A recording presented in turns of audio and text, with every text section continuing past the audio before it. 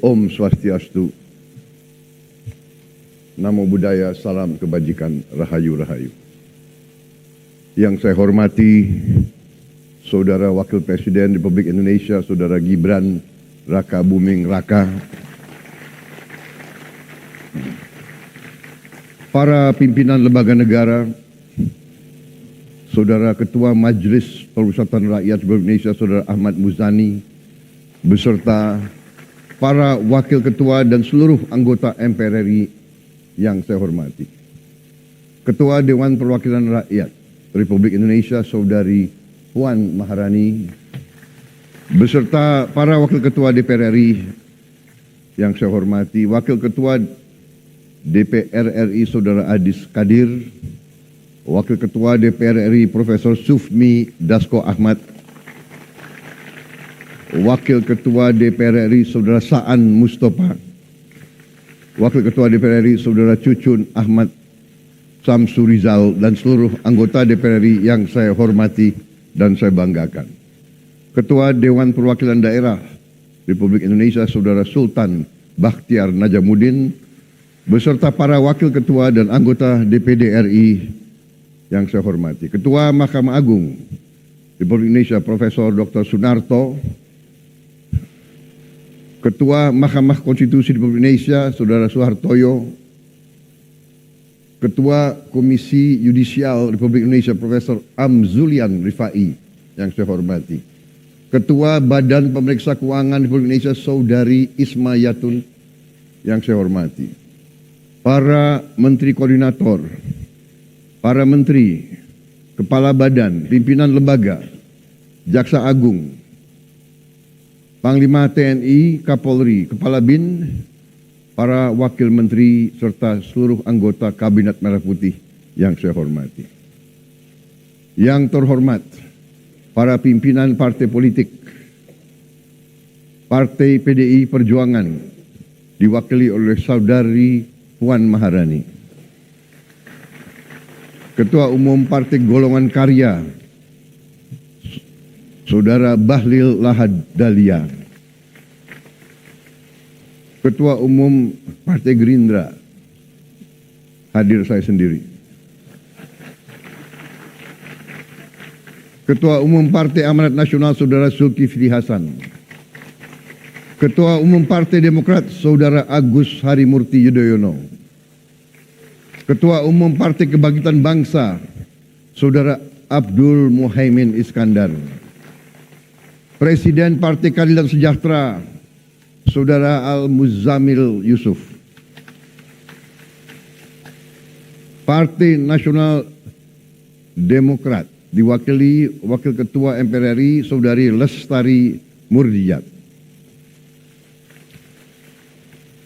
Yang saya hormati rekan-rekan pers, media, para tamu undangan sekalian, dan yang saya cintai seluruh rakyat Indonesia, sebangsa dan setanah air, dimanapun engkau berada.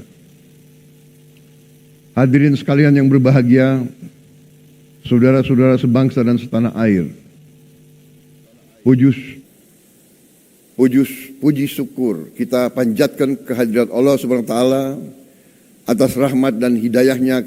Pada hari ini kita dapat menghadiri rapat paripurna Dewan Perwakilan Rakyat Republik Indonesia dalam suasana yang aman, tentram, dan damai. Izinkan saya menyampaikan pidato pengantar rancangan undang-undang tentang anggaran pendapatan dan belanja negara RAPBN tahun anggaran 2026 beserta nota keuangannya. Pada kesempatan yang baik ini, saya ingin menyampaikan apresiasi yang setinggi-tingginya kepada pimpinan dan anggota DPR RI atas kerjasama dan dukungan selama ini dalam penyusunan dan pelaksanaan APBN. Insya Allah ikhtiar kita bersama akan berkontribusi bagi terwujudnya kesejahteraan rakyat Indonesia.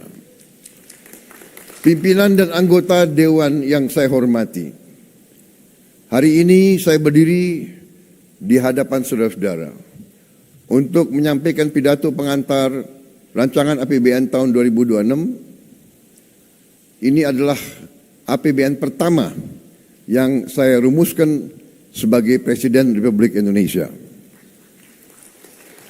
Arsitektur APBN 2026 adalah implementasi dari visi dan misi saya bersama Saudara Wakil Presiden yang diarahkan untuk mewujudkan Indonesia yang tangguh, mandiri, dan sejahtera.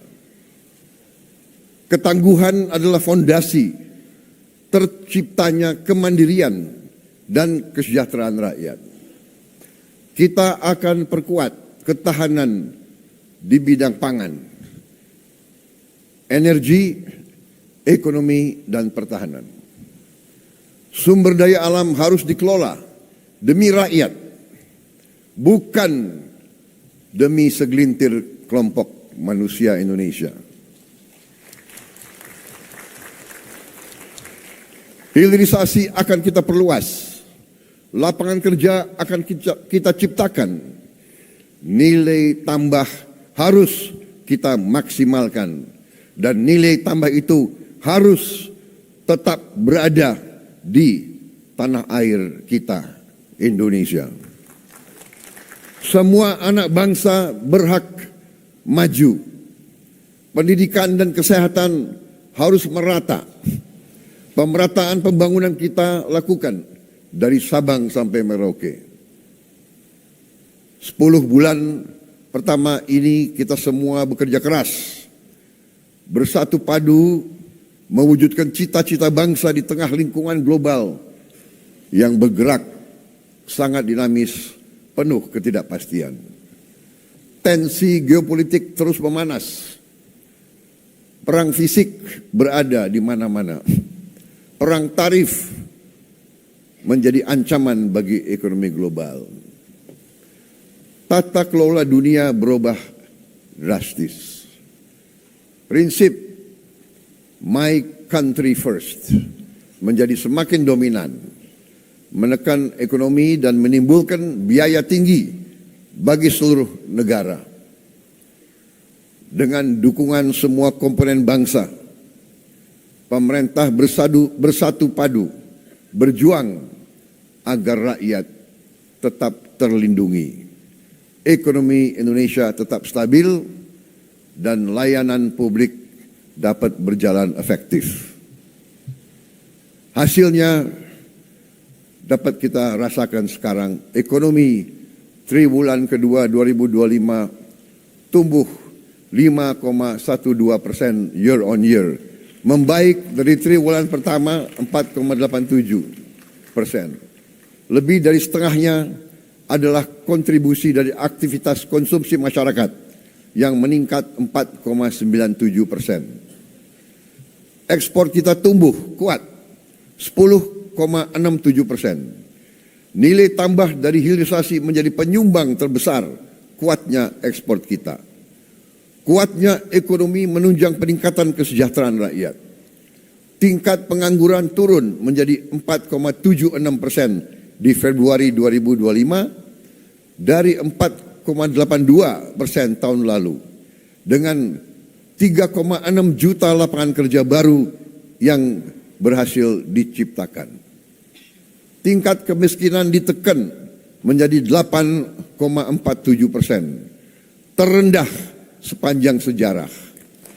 Pemerintah bekerja keras agar inflasi tetap rendah di kisaran 2,4%, sehingga menjaga daya beli rakyat, terutama masyarakat yang tidak mampu.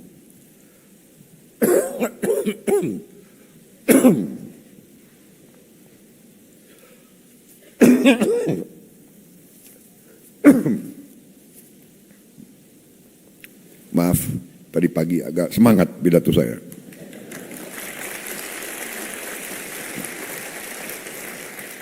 Inilah bukti nyata dengan kerja keras dan kesungguhan kita mampu memperjuangkan nasib jutaan rakyat Indonesia untuk hidup lebih sejahtera.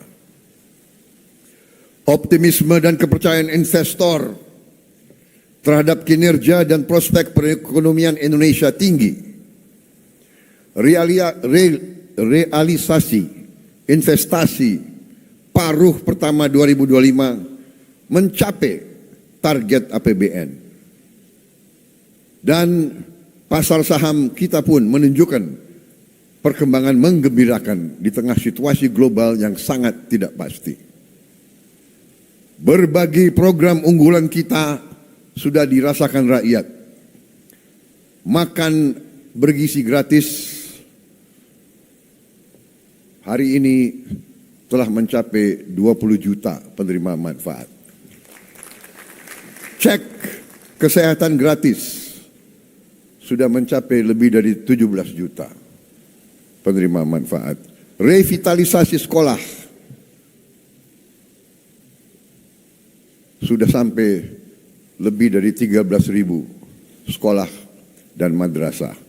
Sekolah rakyat sudah mencapai 100. Pembentukan koperasi desa dan kelurahan Merah Putih telah dimulai tahun ini. 80.000 koperasi telah dibentuk. Dan pada akhir tahun 2025 ini, tiap koperasi akan memiliki gudang, akan memiliki cold storage, akan memiliki gerai-gerai, dan tiap koperasi akan memiliki 2 kendaraan truk untuk menjemput dan mengantar hasil buminya. Kita juga tidak boleh lupa bahwa kita harus membentuk sumber daya manusia unggul untuk jangka panjang, tapi program tersebut harus kita mulai sekarang. Ekosistem bisnis yang produktif dalam jangka pendek. Denyut transaksi ekonomi dari hulu hingga hilir saat ini sudah mulai dirasakan sampai tingkat desa, kelurahan, sampai di seluruh pelosok negeri. Di tengah gejolak global, APBN kita mampu menjaga stabilitas ekonomi, melindungi rakyat dan dunia usaha. Pemerintah responsif saat tekanan global mempengaruhi kita. Stimulus ekonomi tahap pertama sebesar rupiah 33 triliun diberikan pada Januari 2025. Disusul oleh stimulus tahap kedua 24,4 triliun rupiah pada Juni 2025. Jaring pengaman sosial disiapkan untuk menjaga daya beli dan mencegah PHK dan kemunduran sosial melalui berbagai program antara lain program Keluarga Harapan, Kartu Sembako, program Indonesia Pintar, dan Kartu Indonesia Pintar Kuliah. Indonesia memperjuangkan kepentingan nasional di panggung global. Pemerintah berhasil dalam negosiasi tarif bilateral dengan Amerika Serikat yang lebih rendah menjadi 19% dari awalnya 32%. Tentunya ini masih merupakan tantangan dan kita terus harus menyiapkan diri untuk keadaan di masa depan yang lebih berat lagi untuk kita. Negosiasi bebas tarif Indonesia Uni Eropa, Comprehensive Economic Partnership Agreement, CEPA, sudah kita selesaikan setelah 10 tahun perundingan yang tidak selesai-selesai. Kita berhasil melakukan terobosan pada tahun ini, justru di saat ada tantangan dan cobaan yang lebih besar lagi. Di forum multilateral, dalam BRICS, dalam G20 dan ASEAN, Indonesia terus hadir dan aktif memperjuangkan kepentingan nasional kita. Kita juga sedang mendaftar di OECD. Insya Allah kita bisa diterima. Kita ingin mempertahankan kepentingan nasional kita di panggung global berdiri sama tegak dengan semua negara. Pimpinan dan anggota Dewan yang saya hormati, Pasal 33 Undang-Undang Dasar 1945 adalah rancang bangun kami dalam membangun bangsa. Rancang bangun kita, kekayaan negara dan cabang produksi yang penting harus dikuasai oleh negara untuk sebesar-besarnya kemakmuran rakyat.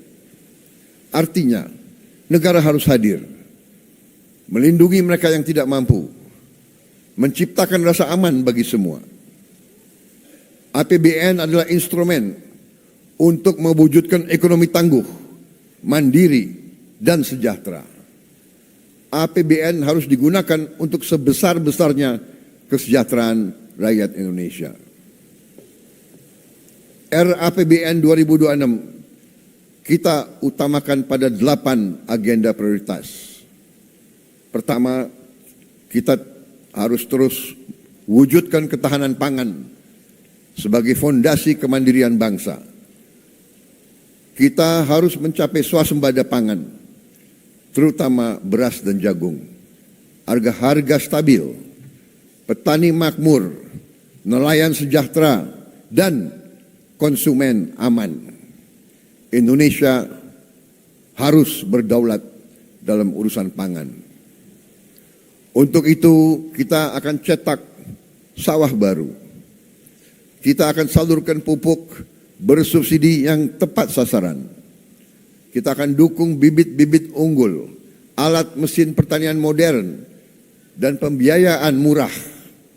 Juga kita menjamin harga pembelian pemerintah untuk gabah.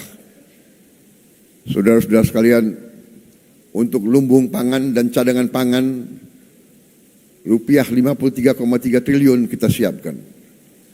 Subsidi pupuk tahun 2026 kita alokasikan rupiah 46,9 triliun untuk 9,62 juta ton pupuk. Bulog kita perkuat sebagai penyangga stok pangan, pelindung petani, dan penjaga daya beli masyarakat. Hadirnya pemerintah sudah nyata dirasakan sejak awal 2025. Pemerintah memangkas 145 regulasi penyaluran pupuk yang rumit. 145 peraturan kita pangkas. Hasilnya produksi beras meningkat. Stok beras di gudang pemerintah berada di atas 4 juta ton. Harga stabil. Petani semakin sejahtera. Ke depan akan kita lanjutkan cerita sukses ini. RAPBN 2026 akan alokasi 22,7 triliun rupiah untuk Bulog melakukan tugasnya. Secara keseluruhan rupiah 164,4 triliun akan kita alokasikan di tahun 2026 untuk penguatan ketahanan pangan nasional. Kedua, kita perkuat ketahanan energi untuk kedaulatan bangsa. Produksi minyak dan gas kita tingkatkan. Harga energi kita jaga. Dan transisi menuju energi bersih kita percepat. Subsidi energi harus adil, tepat sasaran. Bukan lagi dinikmati oleh mereka yang mampu. Energi baru terbarukan adalah masa depan. Kita harus genjot pembangunan pembangkit dari surya, dari hidro, dari panas bumi, dan dari bioenergi. Indonesia harus menjadi pelopor energi bersih dunia.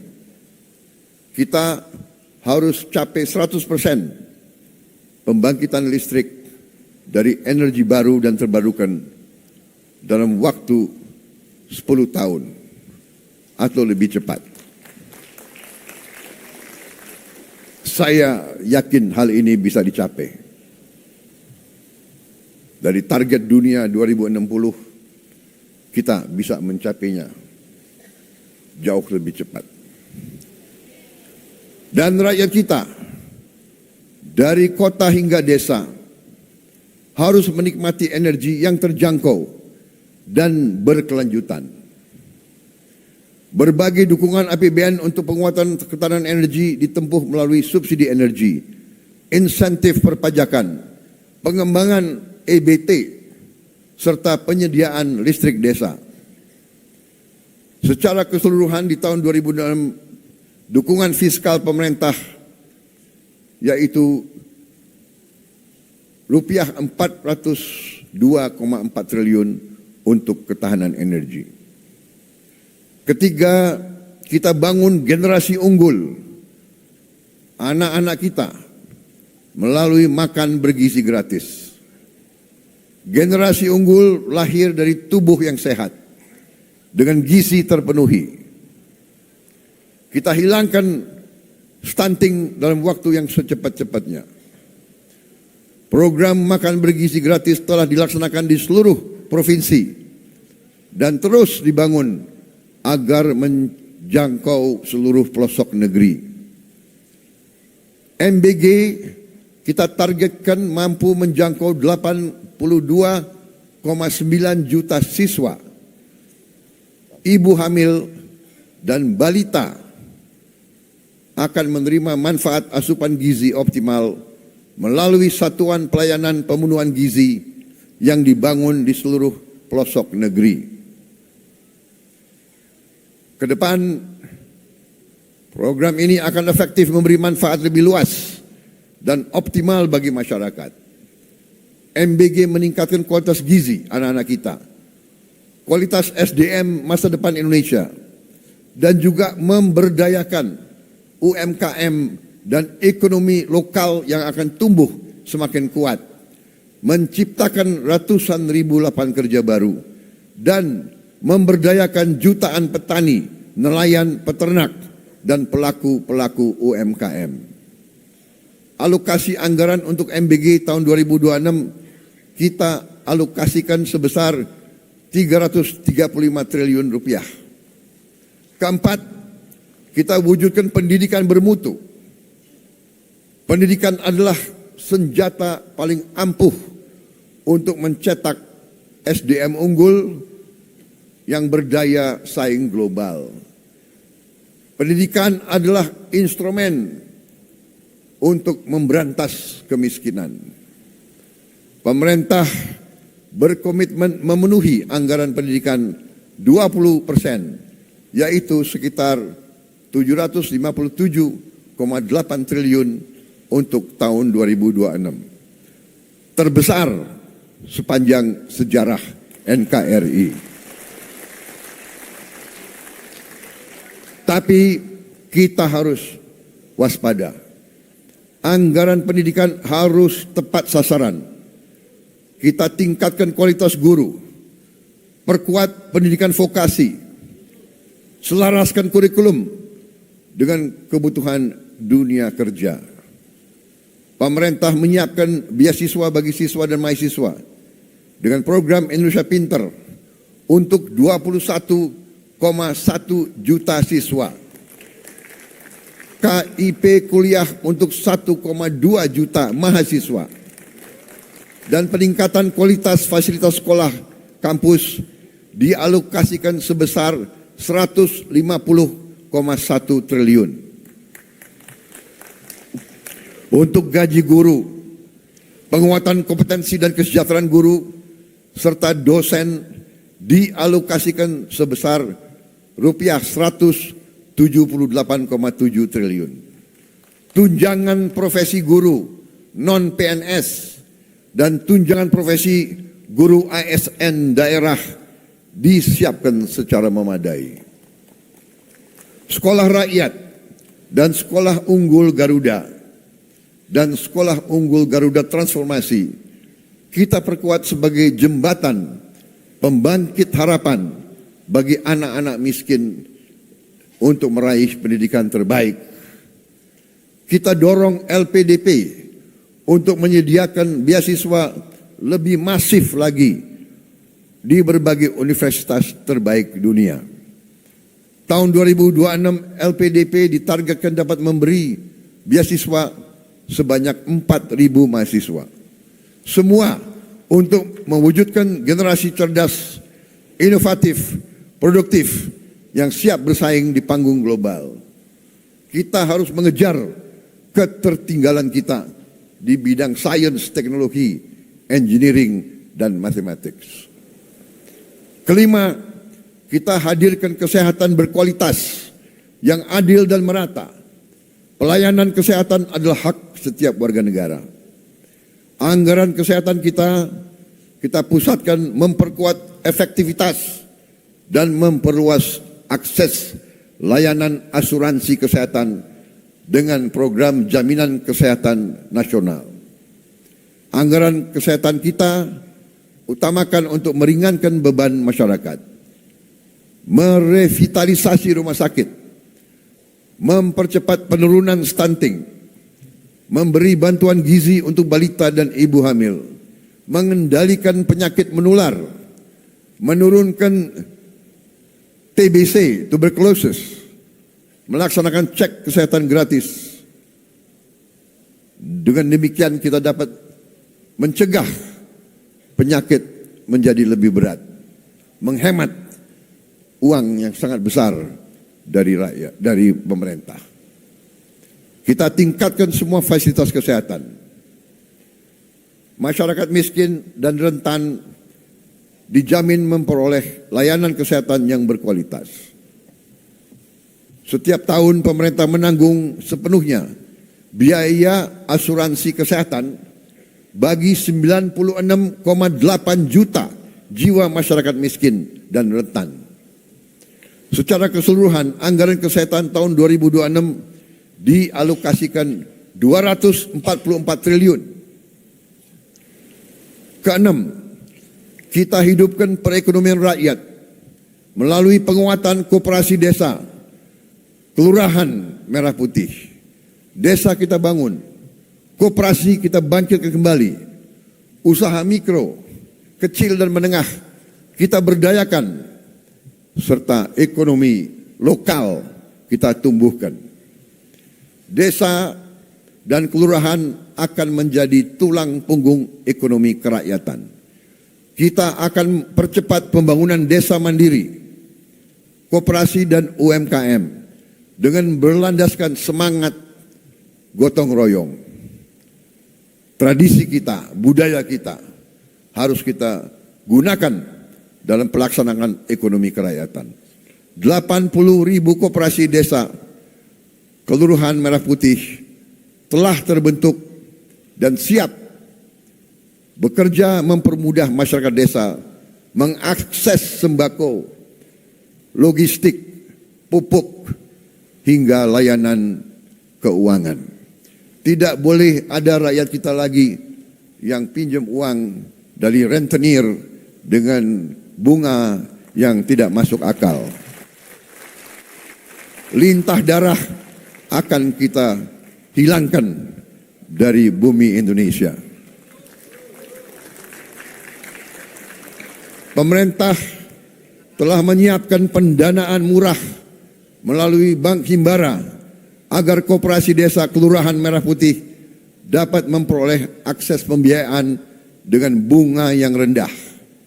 Ini adalah pendekatan baru yang akan menghidupkan ekonomi lokal di pedesaan, memotong rantai distribusi logistik yang rumit, menciptakan lapangan kerja baru, dan menghapus kemiskinan, sekaligus memperkuat ketahanan pangan di desa. Perekonomian daerah akan berdenyut kencang dan kemandirian daerah akan semakin memperkokoh persatuan dan kemandirian bangsa. Ketujuh, kita akan perkuat pertahanan rakyat semesta untuk menjaga kedaulatan bangsa kita. Dunia global penuh ketidakpastian. Ancaman muncul tiba-tiba. Indonesia masih penuh dengan masalah menjaga keutuhan wilayah, menjaga kekayaan kita. Pertahanan yang kuat adalah fondasi kedaulatan. Bangsa Indonesia tidak menghendaki perang. Bangsa Indonesia memandang perang adalah jalan terakhir. Kita ingin damai, tapi kita lebih cinta kemerdekaan kita.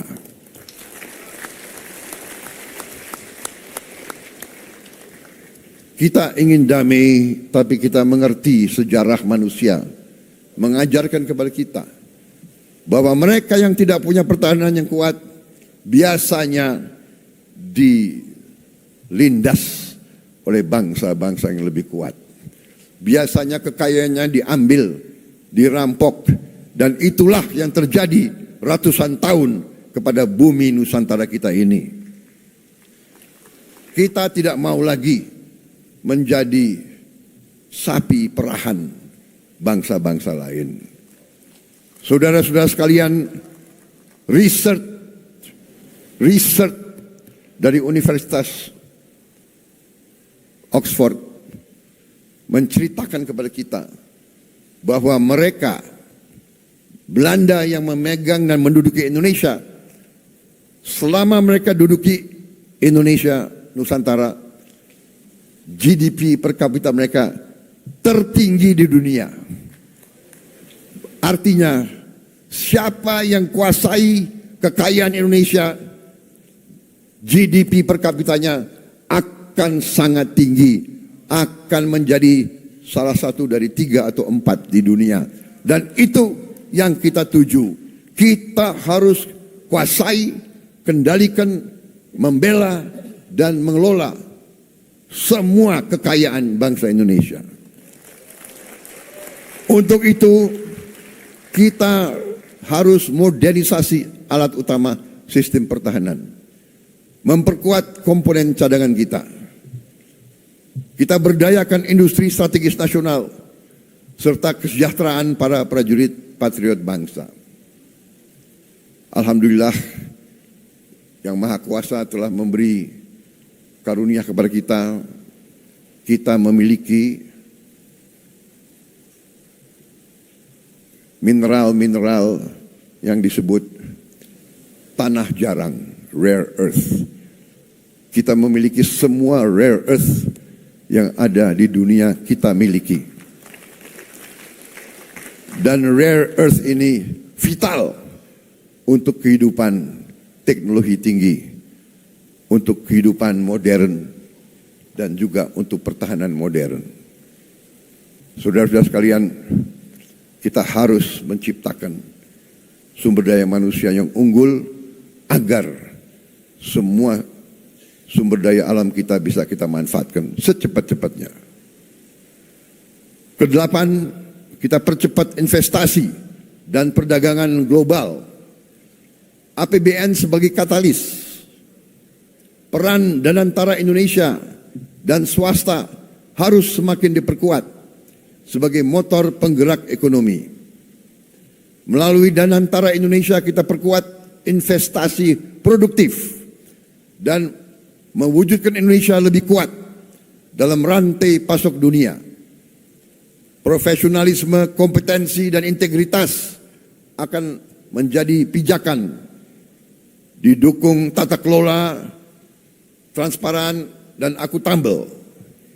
Inilah momentum bagi Indonesia untuk menjadi kekuatan ekonomi global. Berbagai proyek hilirisasi dengan nilai investasi sekitar 38 miliar dolar akan kita percepat. Proyek ini mencakup berbagai sektor, termasuk pertambangan mineral, hilirisasi batubara, pertanian, perikanan, serta energi baru dan terbarukan. Saudara-saudara sekalian, program 3 juta rumah untuk rakyat diberikan melalui berbagai skema, antara lain fasilitas likuiditas pembiayaan perumahan FLPP, dukungan bantuan stimulan perumahan swadaya BSPS di desa dan kota dan pesisir, serta dukungan PPN DTP untuk rumah komersial dalam mendukung pembangunan rumah yang layak huni dan terjangkau. Total jumlah rumah yang akan mendapat dukungan APBN 2026 adalah 770.000 rumah. Hadirin yang saya muliakan, saudara-saudara sebangsa dan setanah air, untuk mendukung agenda pembangunan di tengah gejolak global, arsitektur APBN 2026 dirancang sebagai berikut. Belanja negara dialokasikan 3.786,5 triliun rupiah. Pendapatan negara ditargetkan mencapai 3.147,7 triliun rupiah. Defisit APBN dirancang 638,8 triliun rupiah atau 2,48% PDB. Ditopang pembiayaan yang prudent, inovatif, dan sustainable. Dan pemerintah yang saya pimpin berjanji di hadapan majelis ini, kami akan terus melaksanakan efisiensi sehingga defisit ini kita ingin tekankan sekecil mungkin. Dan adalah harapan saya, adalah cita-cita saya untuk suatu saat, apakah dalam 2027 atau 2008, saya ingin berdiri di depan majelis ini, di podium ini, untuk menyampaikan bahwa kita berhasil punya APBN yang tidak ada defisitnya sama sekali.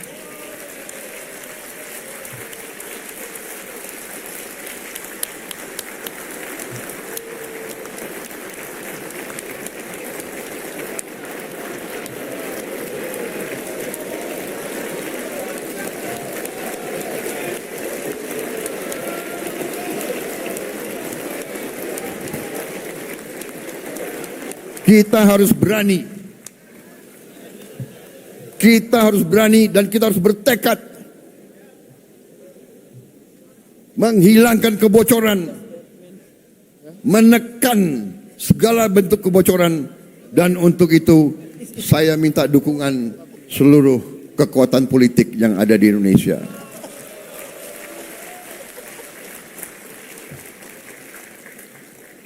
Negara kita besar, negara kita makmur. Kalau kita atur dengan baik, semuanya akan merasakan, semuanya akan menikmati. Kita akan mengembangkan pembiayaan kreatif dan inovatif yang lebih masif, sehingga tidak hanya mengandalkan APBN. APBN didesain tetap fleksibel, agar adaptif dan responsif untuk meredam guncangan. Untuk itu, APBN harus terus dijaga tetap sehat dan kredibel melalui optimalisasi pendapatan, penguatan kualitas belanja, serta inovasi pembiayaan.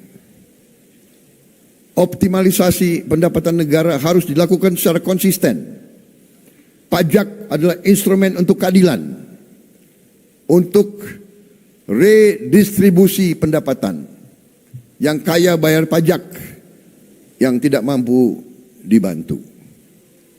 Penerimaan perpajakan akan terus ditingkatkan dengan tetap melindungi iklim investasi dan keberlanjutan dunia usaha. Insentif fiskal tetap diberikan secara terarah dan terukur untuk mendukung aktivitas ekonomi strategis. Pengelolaan SDA akan kita perkuat untuk digunakan sebesar-besarnya untuk kemakmuran rakyat. Setiap aset negara harus dikelola secara efisien dan produktif agar menghasilkan nilai tambah dan kontribusi positif bagi kesejahteraan rakyat.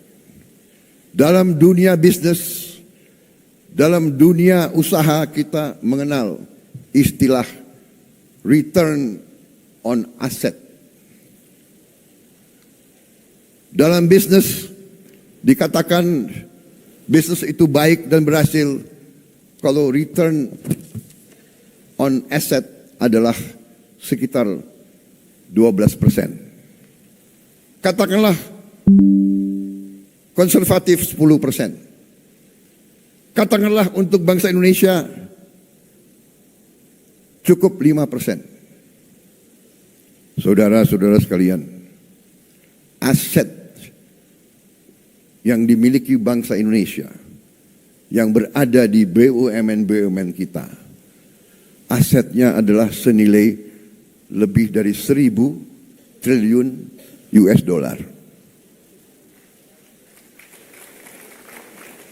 Harusnya BUMN itu menyumbang kepada kita minimal 50 miliar dolar. Kalau 50 miliar dolar, APBN kita tidak defisit, saudara sekalian.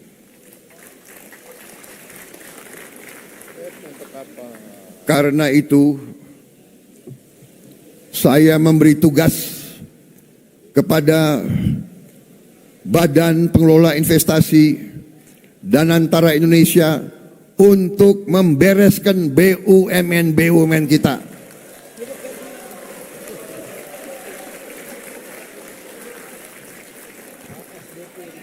Tadinya pengelolaannya secara tidak masuk akal. Perusahaan rugi, komisarisnya banyak banget. Saya potong setengah komisaris, paling banyak 6 orang, kalau bisa cukup 4 atau 5. Dan saya hilangkan tantiam.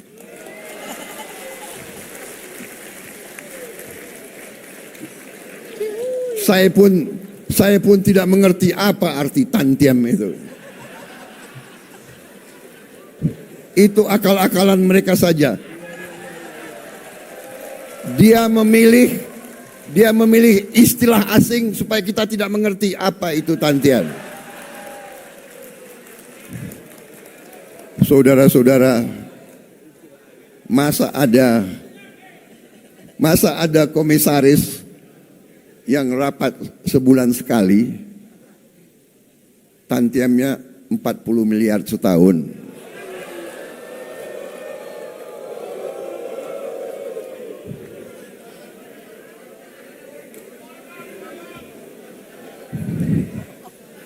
Saya juga telah perintahkan ke Danantara, direksi pun tidak perlu tantiam kalau rugi. Dan untungnya harus untung benar, jangan untung akal-akalan.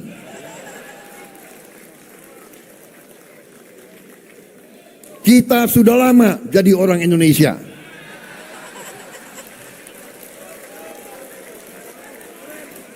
Dan kalau direksi itu, kalau komisaris itu keberatan, segera berhenti, saudara-saudara sekalian.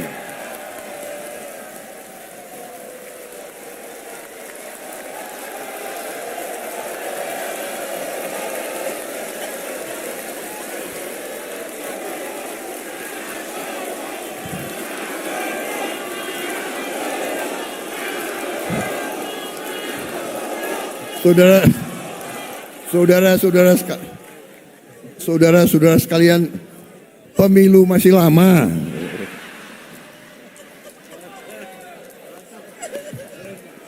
Ini kayak rapat di kecamatan aja ini. Tapi ini serius, tidak masuk akal, ya. Jadi direksi dan komisaris kalau keberatan, tidak bersedia, tidak menerima tantiem, berhenti. Banyak anak-anak muda yang mampu, yang siap menggantikan mereka.